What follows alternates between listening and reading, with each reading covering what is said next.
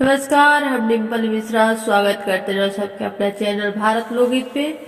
तो आज हम आप सब खातिर लेके आए बनी अच्छा सा प्यारा सा बेटी विवाह की। तो आप सब ये गीत सुने। अगर ये गीत पसंद आए तो हमारा सब हमारा चैनल को लाइक करें, सब्सक्राइब करें और शेयर करें। कवना नगरिया से आयो बरियतिया हो, कवना नगर भयो सूरजी, कवना नगरिया से आयो बरियतिया जी, कवना नगर भयो सूरजी, केकरा दुआरे बेटी आयो सुंदर बर, अवध नगरिया से आयो सुंदर बर, जनक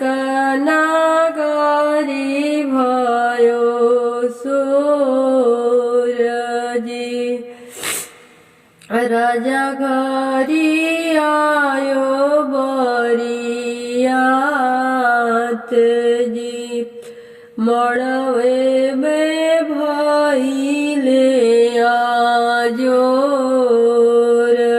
जी, केकरा दुआरे सखी बाजे ढोल नगार, केकरा दुआरे बाजे सहनाई जी, केकरा दुआरे आवे हथिया से घोड़ावा हो, केकरा सबसे अगुआई जी, दशरथ दुआरे बाजे ढोलहि नगारा, जनक दुआरे सहनाई जी, बगिया में ठाड़ा सखी हथिया से घोड़ावाज, करले सबसे अगुआई जी,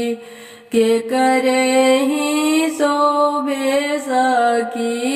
जोड़े से मौरी हो, के कराही शोभे